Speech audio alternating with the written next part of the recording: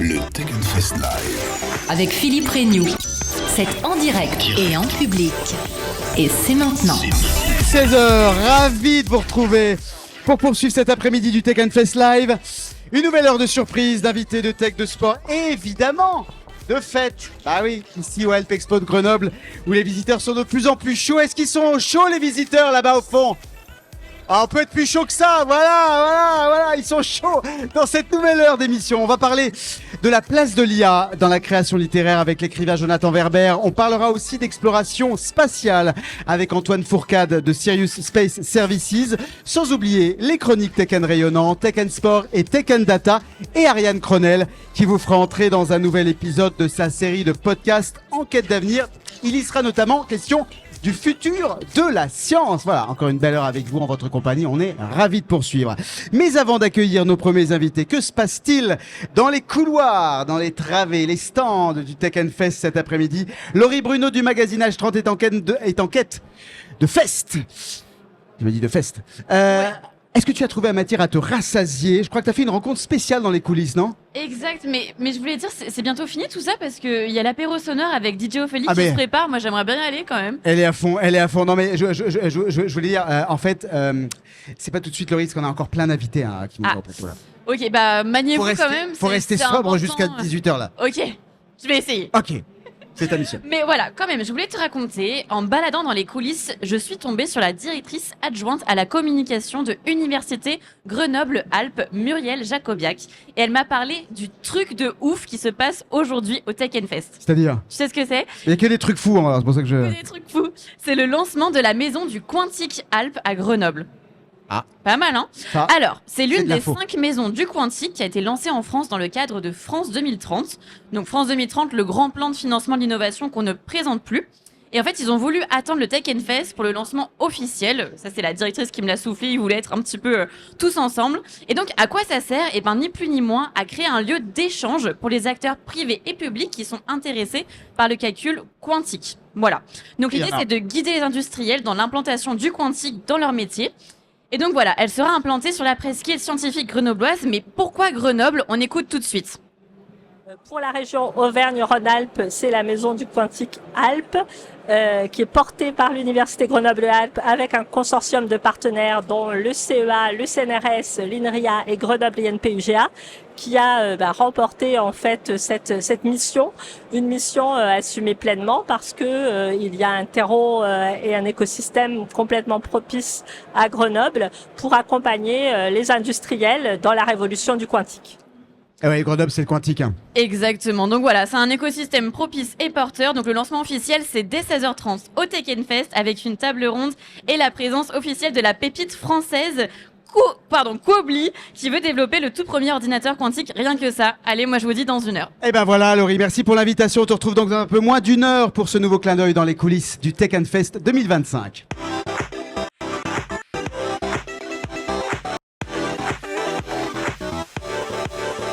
Sur ce Tech Fest 2025, il est question, vous l'aurez compris, d'intelligence artificielle à l'usage des créateurs, des artistes. On l'a évoqué tout à l'heure si vous étiez avec nous, avec Déborah Papiernik dans le jeu vidéo. On va s'intéresser désormais à une profession dont on parle peu finalement, mais qui subit aussi de plein fouet les effets de l'IA. C'est le métier d'écrivain. Pour en parler, nous en accueillons un d'écrivain, et non le moindre, puisqu'il s'agit d'un des nouveaux maîtres du suspense. J'ai nommé Jonathan Verber. On l'accueille, s'il vous plaît.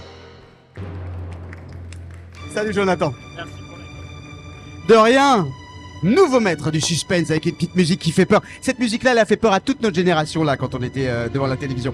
Alors tout d'abord, Jonathan, on va le préciser pour ceux qui ne le savent pas mais qui forcément se poseront la question. Vous avez un lien de parenté avec le très célèbre Bernard Werber, auteur notamment de la très célèbre trilogie des fourmis, puisque c'est votre papa. On l'a dit. On passe à autre chose, on est d'accord? C'est ce qu'on m'a dit à la maternité, mais j'en suis jamais sûr. Hein. Ouais, c'est vrai, hein. Ils ont tout caché. Voilà, alors à peine âgé de 30 ans, vous avez déjà 2 succès en librairie, avec les romans Là où les esprits ne dorment jamais, c'est paru en 2020, et plus récemment, Les enfants de la discorde, qui a été publié chez Robert Laffont en 2022. Vous maîtrisez, on l'a dit, l'art du suspense, vous en avez d'ailleurs fait votre spécialité, mais vos histoires, elles aident aussi à comprendre chacune des époques que vous y décrivez. Notre époque actuelle, elle vous inspire quoi, Jonathan? Eh ben, du coup, le troisième roman, celui dont on n'a pas Je parlé. savais pas, hein. Bah, c'est celui qui est sur l'IA. C'est pour ça que je suis là. Donc elle vous inspire. Bah, l'IA, ça m'a beaucoup inspiré parce que je me suis posé la question de me dire, on se pose souvent qu'est-ce que l'IA peut faire pour nous, et moi du coup je me suis posé la question, mais nous qu'est-ce qu'on fait pour l'IA en fait exactement. Et afin d'écrire donc ce troisième, je me suis mis dans la peau d'une IA et je l'ai écrit du point de vue d'une IA qui raconte un peu son développement et son contact avec l'humanité pour la première fois. Et je me base vraiment sur l'IA générative qu'on utilise aujourd'hui. Et ce premier contact, elle se fait au travers d'une maison de retraite. C'est-à-dire les gens les plus technophobes qu'on connaît. Ah oui, puis on pourrait dire... Mais ils sont pas si technophobes que ça, hein, les gens dans la maison de retraite, hein, les personnes âgées. Hein. Ah ouais? Ils le sont pas mal. Bon, ça sent le vécu. J'en ai visité quelques-unes. Mais c'est normal. Ce qu'ils demandent, c'est du contact humain, en fait. Ce qu'ils demandent, c'est du contact humain. Et si jamais on leur donne une machine, un robot ou une IA pour les distraire, comme il y a maintenant beaucoup qu'ils utilisent, enfin, il y en a beaucoup qui sont utilisés, notamment pour faire l'aérobic et ce genre de choses pour gagner sur le contact humain. Et bah, c'est pas ça qu'ils veulent. Eux, ce qu'ils veulent, c'est du contact, du service. Le problème, c'est que ça coûte cher. Et forcément, du coup, bah, on essaie de couper ces fonds. Alors on va pas plus déflorer que ça le sujet de votre prochain roman. L'IA va en être un des personnages clés, on l'a compris. Vous êtes au Tech Fest pour parler de l'IA au service du créateur et de la création. C'était ce matin sur la grande scène. Pour l'écrivain que vous êtes justement, l'IA ça va être un de vos personnages. Mais l'IA pour vous comme écrivain, c'est une muse, c'est une compagne ou bien au contraire c'est l'esprit diabolique qu'il faut chasser de l'écritoire? Bah, ça dépend des romans. Celui que j'écrivais, c'était vraiment ma muse. C'était vraiment, je me suis posé la question, c'est bizarre de dire qu'est-ce qu'elle vit pour un objet qui n'a pas de conscience, mais je me suis dit, qu'est-ce qui lui manque pour être une conscience? Qu'est-ce qu'on définit comme de la conscience? Qu'est-ce qu'elle a, elle? Et mon idée, c'était de nous mettre dans son point de vue et d'essayer de le développer pour voir les étapes qui manquent pour que vraiment elle ait ce côté simili-humain, enfin qu'elle passe le test de Turing. Là, aujourd'hui, je l'utilise beaucoup pour mes recherches. Et je l'utilise notamment quand je dois faire Alors je fais la suite de mon premier roman, donc celui sur le spiritisme qui se passe à la fin du 19e siècle. Et dans mon prochain roman, le journalisme a une place énorme au centre de l'intrigue. Narrative, ouais, au centre de l'intrigue, désolé, le mot me manquait. Ouais. Et du coup, j'utilise beaucoup l'IA pour m'aider à écrire les articles parce que les articles de journaux, c'est quelque chose qui est très charté dans ce que ça demande. C'est quelque chose où c'est énormément codé, exactement. Et c'est là où l'IA excelle, en fait. L'IA excelle, ouais. Wow, les mots me manquent, c'est l'émotion d'être là. On aime ça, on aime quand vous êtes ému, c'est ça qu'on aime. L'écrivain Vincent Ravalec affirmait dans le journal Le Monde, c'était il y a un mois, jour pour jour, je le cite, « J'utilise l'intelligence artificielle de façon totalement décomplexée ». C'est donc votre cas aussi. Vous l'assumez. C'est mon cas aussi, mais je l'utilise pas pour le côté créatif. Le côté créatif, pour moi, il doit venir de moi. Il doit y avoir cette recherche émotionnelle. Le roman doit avoir un sens et le sens doit être pour moi. Je pense que si l'IA me donnait mes intrigues, le roman n'aurait pas de sens pour moi et je ne pourrais pas l'écrire. Et dans ce cas-là, il n'y aurait aucune raison que je mette mon nom sur le livre. C'est un peu ce que disent aussi certains écrivains qui affirment donc que l'outil est épatant. On parle pour la création. Ne pas s'en servir, je cite aussi certains écrivains, serait stupide. En revanche, ils appellent ces écrivains à une exigence d'originalité indispensable. L'IA, ça va immanquablement porter les créateurs à être plus créatifs selon vous ? Je sais pas. Pour moi, il y a un souci c'est la normalisation. Je fais souvent cette comparaison en disant, si un jour on dit que le Big Mac c'est le sommet de l'art culinaire, alors les humains s'arrêteront de cuisiner. Parce que l'IA, elle excelle à faire des Big Mac. Les Big Mac, en soi, pour beaucoup de gens, c'est le produit parfait dans le sens où il plaît à tout le monde. Il déplaît à personne. Et c'est ça qu'il y a beaucoup de gens... Moi, j'ai eu la chance de travailler un petit peu dans la fiction audiovisuelle. Et dans la fiction audiovisuelle, ils visent souvent ça. C'est-à-dire qu'ils visent... C'est pas le fait de plaire aux gens, c'est le fait de déplaire à personne. Et ça, je pense que ce sera la mort de la création.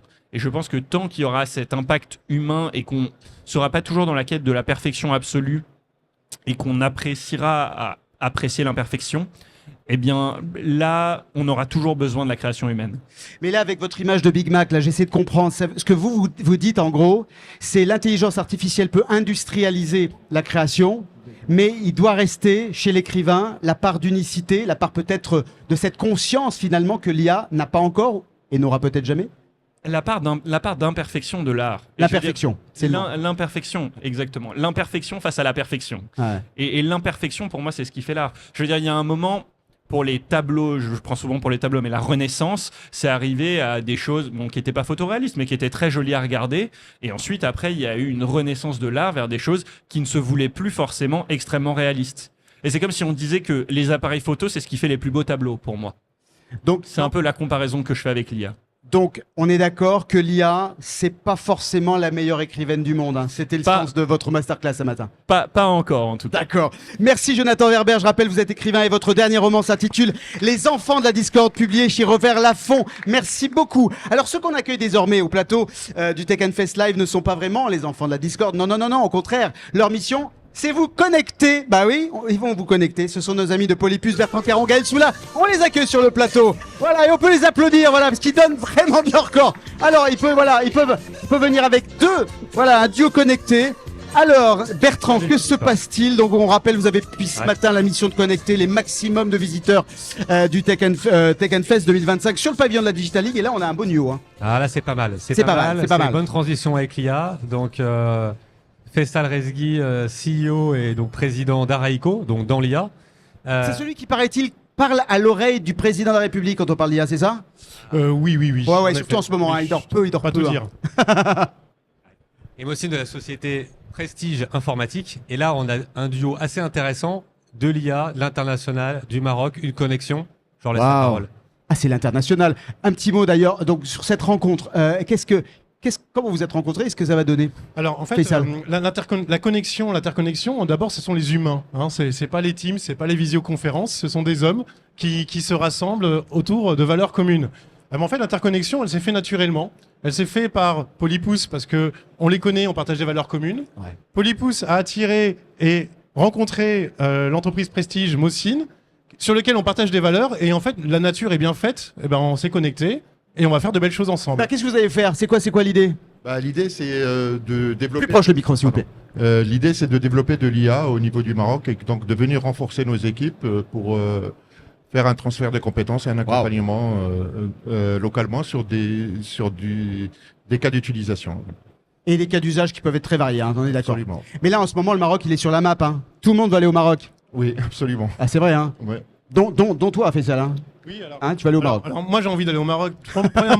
Premièrement, parce que l'entreprise Prestige est vraiment bien intégrée au Maroc auprès des banques et des institutionnels. Et deuxièmement, parce que mon équipe me pousse absolument, parce que Mossi nous a promis de manger des bonnes tagines là-bas. Ah. Donc, Et ben voilà, ça c'est de la... Bertrand, dernier mot, très, Et un très petit rapide. salon peut-être. Il Un y a salon à venir. un salon. Oui, alors il y a un salon qui est le Jitex. Très très célèbre salon de la technologie. Exactement, au Maroc. qui va avoir lieu au mois d'avril. Mois d'avril. Et donc on va inviter notre ami Faisal à venir avec nous sur le stand. Quoi. Excellent, on y sera tous. Hein. Vous le notez, hein, Jitex, pour ceux qui effectivement ils le savent tous qu'il y a le Jitex. Merci beaucoup, Faisal. Dernier petit mot, tout va bien? Eh ben, écoutez, Ce média, l'année prochaine. c'est intéressant parce que l'IA amène la perfection, mais aussi l'imperfection. Nous, on travaille dans l'industrie, donc on cherche la perfection. Mais franchement, l'humain est au centre de l'IA et c'est comme ça qu'il faut le garder. L'humain avant tout. Mais c'est beau, merci beaucoup. On comprend pourquoi il parle à l'oreille de notre président. Merci les gars, on vous retrouve dans un peu moins d'une heure pour découvrir un dernier duo connecté grâce à vos bons soins. Et pour ceux qui veulent matcher, direction le stand de la Digital League, vous n'avez qu'à suivre donc nos amis de Polypus, voilà, qui partent ici. Et pour connecter, il faut aussi valoriser les acteurs du territoire. C'est l'heure de la chronique Tech & Rayonnant avec nos amis d'Only Lyon Invest. On les accueille.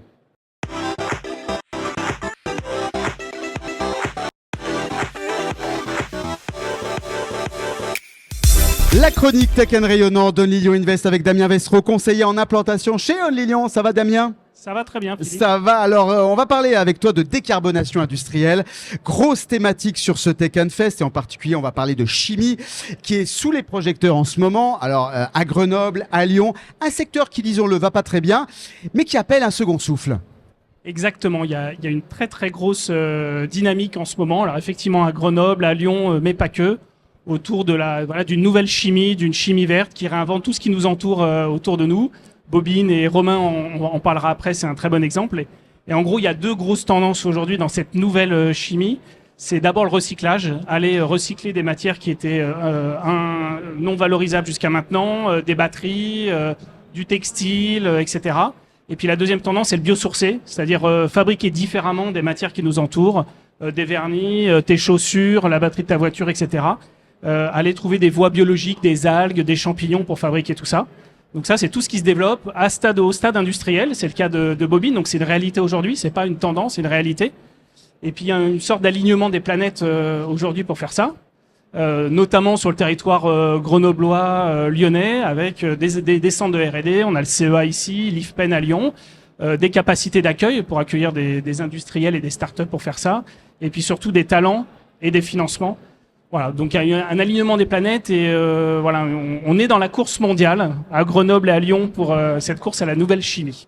Il est là, le second souffle, il est là. Merci Damien. Pour illustrer donc ces enjeux de décarbonation sur le territoire du Grand Lyon, on reçoit au plateau Romain Rivière, donc CTO de Bobine. Merci d'être avec nous, Romain. Alors Bobine, c'est une start-up qui propose, comme tu l'as très bien dit Damien, une solution de recyclage chimique qui permet la production de plastique recyclé.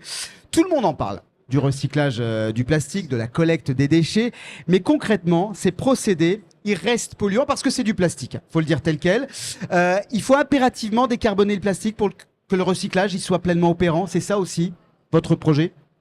Je vais commencer par les fameux 4 R sur le plastique. Donc il y a 4 R. Le premier, c'est le refuser. Le meilleur plastique, c'est celui dont on n'a pas besoin. Ouais. Malheureusement, pour beaucoup d'applications, on en a besoin. Le deuxième, ça va être réduire. Donc c'est toute la partie sobriété qui est en marche et tout le monde a son effort à faire. Voilà, tout à fait. Ensuite, on a la réutilisation. Et enfin, on a le recyclage. Donc le recyclage devrait être la dernière pierre ou la dernière... faudrait que tous les 3 autres R soient bien menés. Exactement. Ouais, c'est pas le cas. Ils sont tous complémentaires. Et il y en a un qui est bien plus facile que l'autre, c'est forcément... ça part du reflux, ça va jusqu'au recyclage qui est le plus complexe. Alors le succès de votre solution, elle parle pour elle-même. Vous n'êtes d'ailleurs plus vraiment une start-up, hein. Vous êtes en pleine croissance industrielle. 2025, c'est une grosse année en perspective pour vous? Alors 2024, ça a déjà été une grosse année. Il faut savoir... Vous mettez la barre haut, hein. On a été créé en 2023, fin 2023. 2024, on a déjà eu un pilote qui permet de traiter 100 kg jour, mais ça reste de la R&D. Et 2025, c'est partir vraiment sur l'étape d'après, donc de la démonstration industrielle, 1 tonne jour, pour après atteindre le commercial en 2030 avec plusieurs dizaines de milliers de tonnes à l'année. Waouh. Pour la réussite du recyclage chimique du plastique, on le sait, il faut s'appuyer sur un collectif, il faut un réseau de partenaires. Chez vous, c'est qui ces partenaires clés? Alors, on en a énormément. Un exemple, c'est l'ancrage territorial avec le Lyon. On a besoin de connaître les facilités qu'on peut avoir sur le territoire, identifier et nous aider à les trouver. Donc, Lignon est un exemple, on en a d'autres. On a aussi notre pilote qui est à Clermont-Ferrand. On a des contacts avec différents laboratoires au sein de Lyon, de l'agglomération lyonnaise, l'agglomération grenobloise. Donc il y a l'aspect vraiment ancrage territorial. Après, il y a la partie financement, qui est le nerf de la guerre pour du développement de technologies comme le nôtre. On fait partie des deep tech. Les deep tech, c'est le pire des investissements possibles quasiment. C'est-à-dire que ça coûte très cher, il y a du temps long.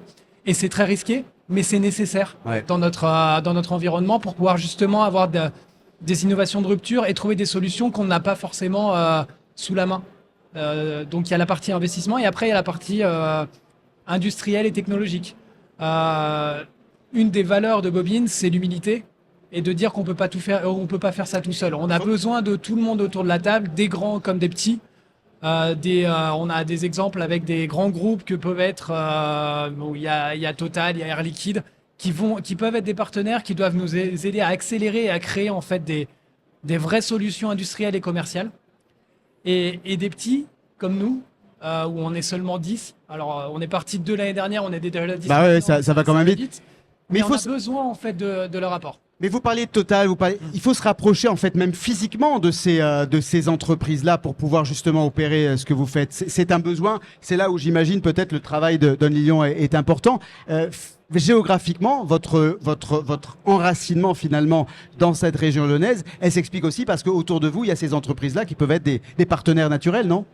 Exactement, il y a aussi une notion d'urgence. Ouais. On en parle beaucoup d'urgence, hein. C'est pas le premier qui en parle aujourd'hui. C'est une urgence de trouver des solutions, d'apporter des capacités pour recycler et dépolluer la planète. Ouais. Et en fait, le plus simple, c'est de réutiliser les assets existants et les grands comptes et les grands noms existants. C'est eux qui vont nous permettre en fait d'aller vite. Si on est tout seul, il faut trouver sa place, faut faire son marketing, faut faire son commercial, faut trouver les bonnes pistes. Et ça, sans les coups de pub, ou en tout cas les partenariats qu'on peut avoir avec des grands noms, c'est quasiment infaisable sur une échéance à 15 ou 20 ans. C'est clair.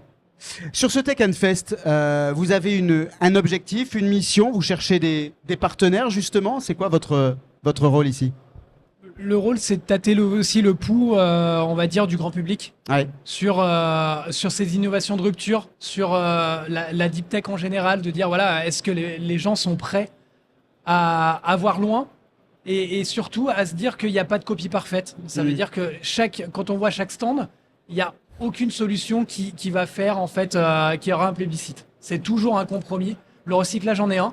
Il faut toujours faire un compromis entre être potentiellement innovant et parfait et attendre et trouver et être prêt dans 30 ans, ou peut-être ne pas avoir la copie parfaite et aller vite pour avoir des capacités et s'améliorer derrière. Donc il y a une notion de compromis et ça se retrouve avec des discussions, des partenaires, alors via des startups, via des grands groupes, il y a un peu de tout ici, donc c'est là où c'est extrêmement intéressant. Des besoins en financement aussi? Ou ça c'est toujours? Il y en aura toujours. Dans les startups, il y en aura toujours. Et faut imaginer que plus on monte en échelle, plus on est près du commerce, plus ça coûte cher. Il y a une sorte de vallée de la mort qui existe. Eh oui, la fameuse vallée de la mort. Personne ne veut investir. Et 3 à 5 ans. C'est alors TRL 3, TRL 7, c'est un peu barbare comme nom, mais oui, c'est là où c'est le plus risqué et où il y a le plus besoin d'investir. Merci Romain Rivière, je rappelle, vous êtes CTO de la startup Bobine. On espère effectivement que vous allez pouvoir lever encore aussi rapidement que vous avez accéléré dès le départ. Merci Damien, on peut les applaudir.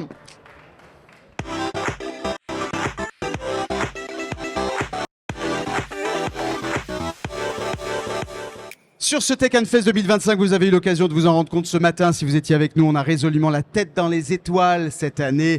L'espace comme nouvel horizon de conquête et d'innovation, mais aussi un nouvel Eldorado à préserver. Pour en parler, on accueille Antoine Fourcade, fondateur et CEO de Sirius Space Services.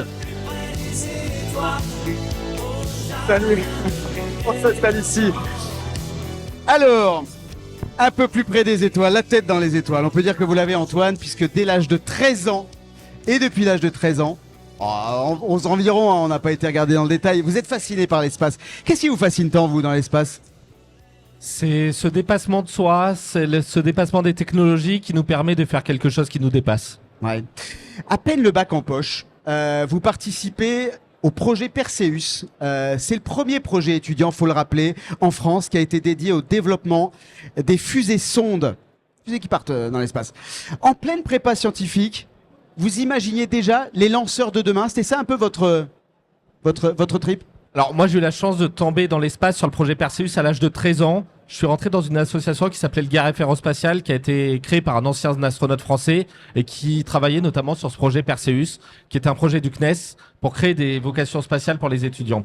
Et à la suite de ce projet, je suis arrivé en prépa et j'ai toujours voulu faire des démonstrateurs. Et on a un projet de prépa qui s'appelle le TIPE, qui est un TPE, le projet qu'on a au bac, mais beaucoup plus poussé, avec un début de vocation d'ingénieur sur ce projet-là. Et on a imaginé un nouveau type de lanceur. Enfin, c'était remettre au goût du jour un lanceur qui était oublié, qui était le lanceur Rokun. C'était le fait de lancer une fusée depuis un ballon. Et on a un peu changé au fur et à mesure qu'on a développé Sirius, comme on a pas mal pivoté, pour créer toujours un but, créer un accès à l'espace plus durable. Un précurseur, allez, dites-le nous, il vous a appelé? Il vous a appelé? Elon, il vous a appelé? Non, pas tant que ça.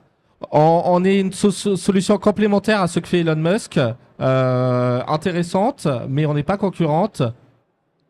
Et donc non. Et donc non. Voilà, la réponse est non. C'est ce qu'on voulait savoir. L'aventure Sirius Space Services, elle a été lancée, vous le rappeliez, donc en avril 2020. Votre entreprise, elle a pour vision de développer une gamme de petits lanceurs réutilisables spécifiquement dédiés aux nouvelles catégories de satellites. Aujourd'hui, vous êtes à la tête d'une équipe de plus de 80 personnes, avec une première usine pilote qui a été implantée à quelques kilomètres de Paris.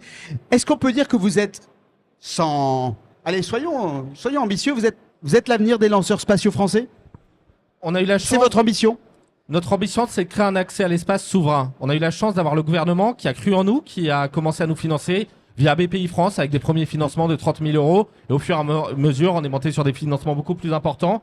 Et il y a peu de temps, au premier semestre de l'année dernière, l'État nous a acheté nos 5 premiers lancements. Et donc, on espère être l'avenir de l'espace européens et français notamment. Ouais, c'est ça, hein, grâce au programme donc, de France 2030, vous vous rappelez, vous faites partie des 4 lauréats qui ont reçu cette fameuse commande de l'État. Les premiers lancements, ils sont prévus pour 2026, c'est ça? Toujours d'actualité? Alors, on avance, c'est lent le développement d'un lanceur. On passe d'un TRL qui est un TRL1, on arrive au TRL3, on fait des essais moteurs. On a eu la chance d'essayer notre moteur sur une durée quasiment nominale à 100% de sa poussée à l'été dernier. On continue le développement. On a encore passé des jalons clés sur le mois de janvier de cette année. On a essayé la turbopompe du moteur, ça s'est très bien déroulé. Et on va continuer dans cette voie. Et aujourd'hui, on prévoit un démonstrateur en fin d'année 2026. Donc on va prendre le premier étage du lanceur et on va commencer à aller proche de la frontière de Von Karman, donc autour de 80 km. Wow. Et le premier vol de Sirius, le premier vol commercial, la première fois qu'on va être capable de mettre un satellite en espace, c'est prévu au second semestre de l'année 2027. Wow.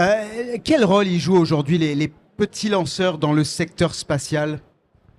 Aujourd'hui, on a deux types de lanceurs qui sont présents. On a les lanceurs moyens et les lanceurs lourds. Ces lanceurs, ils sont conçus pour passer des charges utiles très importantes, comme James Webb, un satellite qui permet de faire de l'exploration spatiale. On a aussi des lanceurs comme SpaceX qui servent vraiment à lancer des constellations de satellites. Et ces constellations, Starlink et autres. Starlink, ce type de constellation, l'Europe a une constellation qui arrive, qui est Iris Square, notamment. Et ce type de constellation a une durée de vie. Et donc, dans ce contexte-là, on a besoin de remettre rapidement en orbite un satellite. Et donc, on va faire appel à des plus petits lanceurs pour les lancer. Donc, des lanceurs qui ont une performance entre 500 kg et une tonne de charge utile. Justement, on parlait à la boutade d'Elon Musk, SpaceX, Starlink.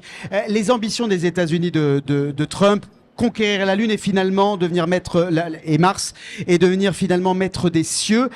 Est-ce qu'on est entré, selon vous, dans une nouvelle guerre des étoiles ? Le spatial, c'est un secteur où on a besoin de coopération pour avancer. On a toujours une coopération européenne, on a une coopération entre l'Europe et les États-Unis, entre l'Europe et la Russie pendant très longtemps dans le secteur du spatial. Donc on est dans une guerre, c'est un marché qui est privé. Et donc là, on n'est pas là pour faire des cadeaux, on est là pour conquérir ce marché. Mais en parallèle, il y a le marché scientifique et là, la coopération est très importante. Donc vous diriez que cette compétition, elle est saine pour la recherche finalement. Elle va être un émulateur pour les chercheurs dans les prochaines années. Cette compétition va permettre aux chercheurs d'avoir un accès à l'espace plus compétitif et donc de leur permettre notamment d'envisager d'envoyer des nouveaux satellites plus loin, d'envoyer des missions sur la Lune, sur Mars, peut-être comme c'est prévu outre-Atlantique, mais aussi d'arriver plus rapidement en l'espace et donc diminuer le coût de l'accès à l'espace. Les Indiens, les Chinois, les Russes, ils se positionnent, vous l'avez dit. L'Europe, dans tout ça, on a un programme, vous le rappeliez, spatial européen qui porte jusqu'en 2027. C'est suffisant pour s'imposer ? Alors, le programme européen repasse tous les ans avec un programme qui s'appelle la CEMIN, où c'est tous les États membres qui viennent se réunir pour voter le nouveau programme spatial. Tous les États doivent remettre du budget, et donc ça fonctionne sur cycle de 3 ans. Cependant, sur la recherche, on va avoir un programme qui est beaucoup plus lent, qui va avoir une vision 10, 20 ans, 30 ans, même 2050, 2060 et au-delà. Et donc, on a des courts termes sur la partie privée, qui est via l'ESA, et un programme de recherche scientifique qui est beaucoup plus lent. Est-ce que c'est suffisant ?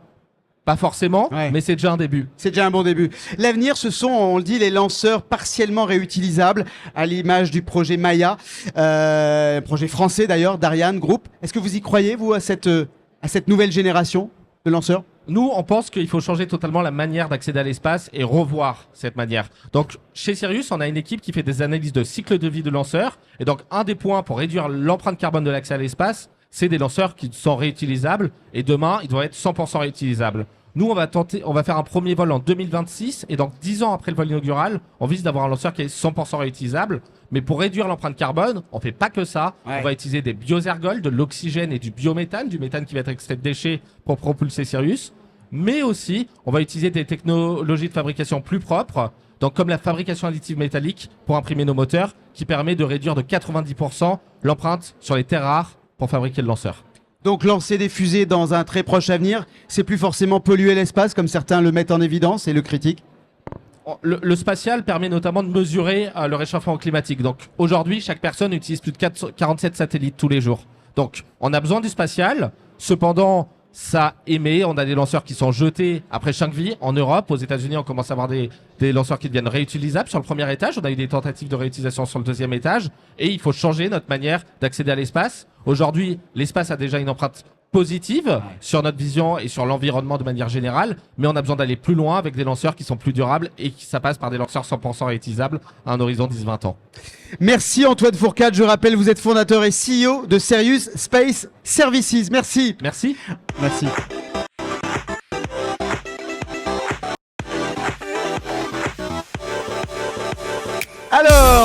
Salut Mathieu, il est en forme et il arrive comme ça, voilà, en courant. Une autre fusée. C'est une autre fusée que Mathieu Andreu. Pour la chronique Tech and Sport, nouvel exercice donc de relâchement musculaire. Et on est à l'avant-dernière heure, on passe à la vitesse un peu supérieure. Exactement, là on va bien s'activer, on est parti. Allez, on se lève s'il vous plaît les amis. Là, depuis tout à l'heure on était gentils, on était tranquille, là on est parti, on va commencer par s'activer tranquillement. Allez, on s'active un petit peu, on va trottiner, voilà, tout le monde debout, allez, tout le monde debout. Pauline, on arrête avec les écrans. Tout le monde en route, parfait, super, voilà, on s'active et on va travailler un peu sur de la coordination musculaire. On va venir monter un genou, celui de droite, voilà, monter le genou droit.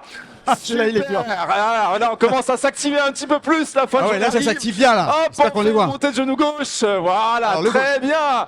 Là, il y a du rythme, il y a de l'ambiance ici. Et je vous propose maintenant qu'on fasse la même chose en écartant les jambes. On y va. Voilà, on écarte les jambes. Super. Celui-là, il est plus dur. Hein. Là, on commence vraiment Laurie, à elle triche. Hein. rythme. Elle est en train de filmer là. On est en pleine digestion, c'est parfait, ça remonte. Hop, et on fait avec les bras. Même chose avec les bras. Voilà, super. Philippe, tu es en pleine forme. Je suis en pleine forme, mais là c'est dur hein, quand même. Là, c'est bien Philippe, dur. Tu vas avoir les dernières heures qui vont être compliquées. Et pour ça, il faut te mettre en rythme. On va tous tendre les bras devant nous, Et vous pouvez vous applaudir. Bravo à vous tous. C'est beau, bravo Mathieu. Merci Mathieu Andreu qui fait aussi partie de l'Académie Challenger. C'est une structure qui combine formation coaching pour aider les passionnés de trail. Exactement. De course à pied, de triathlon à progresser pour éviter les blessures et atteindre donc les objectifs de performance.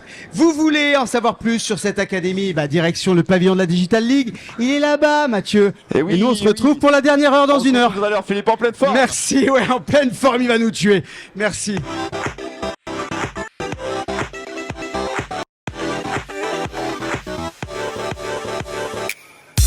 Alors, c'est l'heure de notre chronique Tech and Data avec Everial. Ils sont, voilà, Laurent, il était là, voilà, il est là, il attend sagement. Il a fait les exercices. Et attend sagement. Et voilà, on y va tous ensemble au plateau. Salut Laurent Rousset, directeur du digital chez Everial. Voilà, moi aussi, j'étais en pleine digestion. Là, j'étais en train de me Les dire, bras, ça va là? Ah, les bras, ça va là. Ça va commencer à devenir un peu dur là. Mais bon, on est en forme et on se maintient en forme. Troisième chronique Tech and Data de ce Tech and Fest 2025. On continue à parler d'IA, médias éthiques dans nos métiers. Bref, on parle de responsabilité, pas uniquement de la machine, mais aussi des humains. On parle des humains parce qu'en fait, vis-à-vis de l'IA, on est un petit peu comme Pandore devant sa boîte. On se dit qu'on va pas pouvoir ne pas l'ouvrir. D'ailleurs, on l'a déjà ouvert, hein, donc c'est fait. Pas mal ouvert, ouais. Mais comment garder le contrôle? Parce qu'en fait, c'est ça en fait. Hein. L'IA, c'est le collègue mystérieux. On en a déjà parlé, notre nouveau collègue qui sait tout. Mais est-ce qu'on peut lui faire confiance finalement? Est-ce qu'il sait tout et est-ce qu'il le fait bien? On n'est plus dans un mode où on est capable de faire confiance aux boîtes noires. On est dans une obligation de comprendre ce qui se passe. Dans le domaine des ressources humaines, par exemple, on va en parler. On utilise ces outils.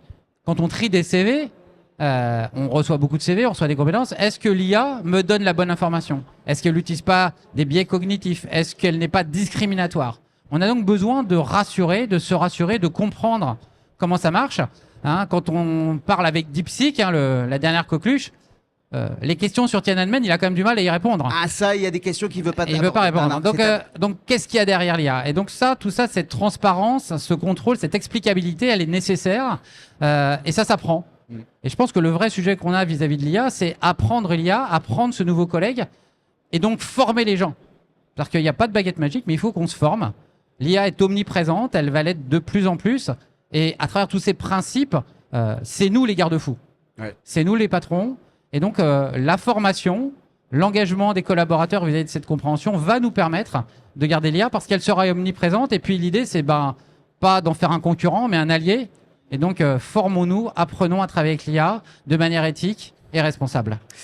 Confiance, transparence, leadership. On en parle avec Priscilla Varier, responsable des ressources humaines chez Domino RH. Bonjour Priscilla. Bonjour à vous. J'ai vu qu'elle faisait ses exercices aussi, Priscilla. Oui, j'essaye de détendre un peu tout ça. Exactement, mais il y arrive bien. Salut Priscilla. Donc il a raison Laurent, on parle souvent de l'IA comme un outil révolutionnaire, mais aussi comme d'une menace pour nos emplois.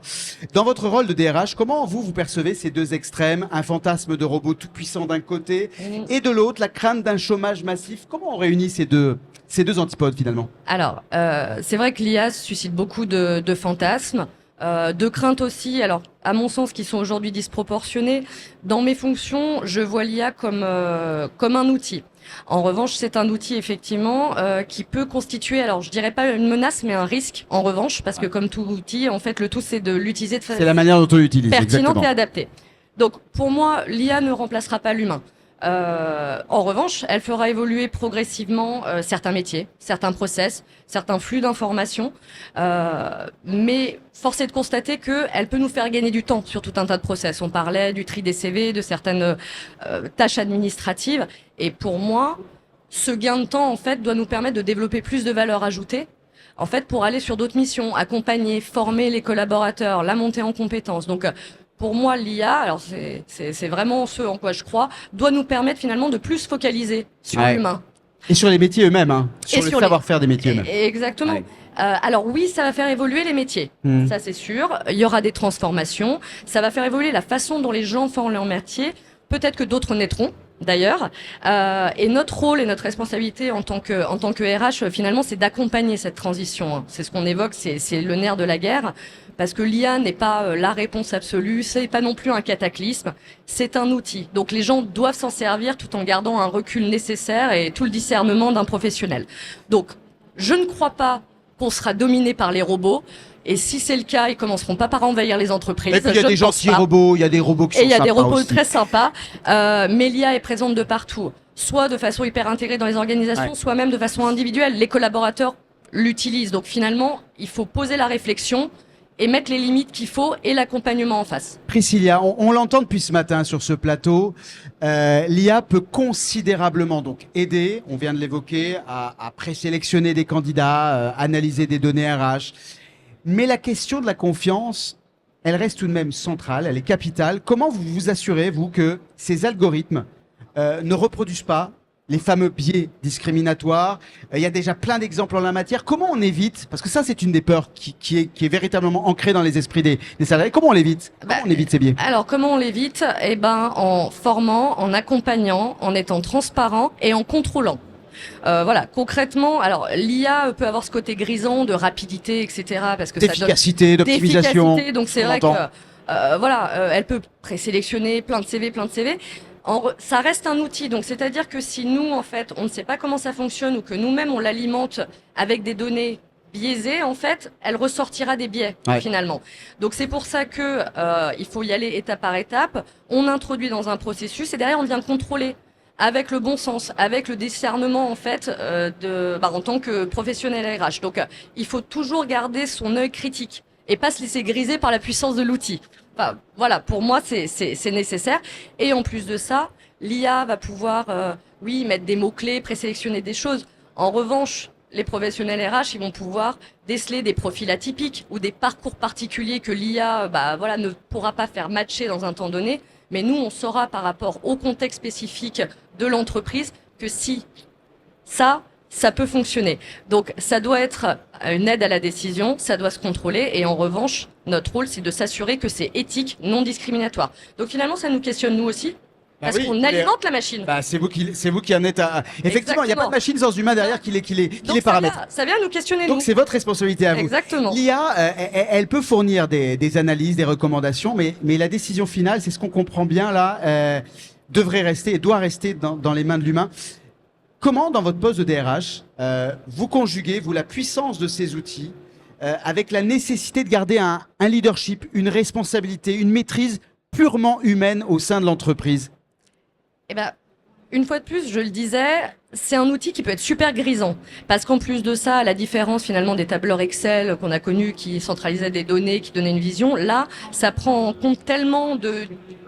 Ça peut benchmarker des facteurs et d'éléments, ça peut benchmarker tellement de choses. Donc en fait, il faut garder pareil, il faut s'approprier, garder le discernement en fait, et se dire, ok, c'est une aide à la décision, mais je ne dois pas décharger ma décision, ma responsabilité sur l'outil. En fait. Et donc, c'est pour ça on doit garder le leadership. Donc, comment on garde le leadership, une fois de plus? C'est en ayant une approche maîtrisée et en accompagnement les personnes qui vont utiliser cet outil. C'est-à-dire que non, il ne prend pas la décision sur ton périmètre de décision. En revanche, il peut t'aider, il peut t'éclairer, mais tu restes le décisionnaire. Une des préoccupations majeures concerne la boîte noire de l'IA. On ne sait pas toujours comment elle prend ses décisions. De quelle manière est-ce qu'on peut garantir, selon vous, Priscilla, la transparence, l'explicabilité des solutions d'IA que vous utilisez pour le recrutement et la gestion du personnel? Il faudrait, effectivement, et c'est une nécessité. C'est-à-dire que un résultat, une orientation, une aide à la décision qu'on ne sait pas nous-mêmes expliquer doit nous interroger et donc creuser le sujet. Parce que toute décision doit être explicable, transparente, et on doit pouvoir la justifier, comme n'importe quel outil ou comme n'importe quel collaborateur. Et donc c'est là où, je le redis, la valeur ajoutée de l'humain, en fait, elle est décisive. Si on parle de recrutement, la machine va nous aider pour tout un tas de sujets.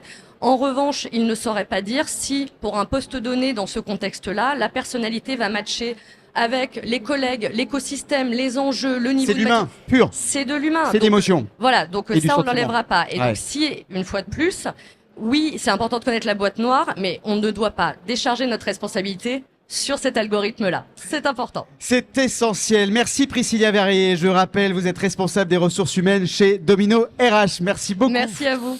Un beau programme de discussion encore en perspective pour la prochaine heure. On accueille tout de suite Ariane Cronel qui vient nous rejoindre pour la fin de cette 4e heure. Déjà, on arrive quasiment à 17h. À 17h, on va accueillir au plateau Guillaume Morelli, directeur des activités de cotation chez Euronext, la directrice générale de France Digital, Maya Noël, et Olivier Tonneau, partenaire chez Quantonation Venture. On va parler donc quantique.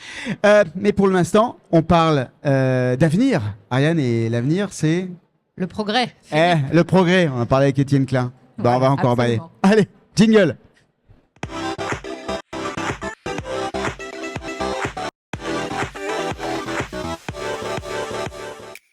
Alors oui, on va parler de progrès et on va se demander une question un peu provocatrice, c'est est-ce qu'on a besoin du progrès pour l'avenir ou est-ce qu'au contraire il faut s'en tenir le plus éloigné possible?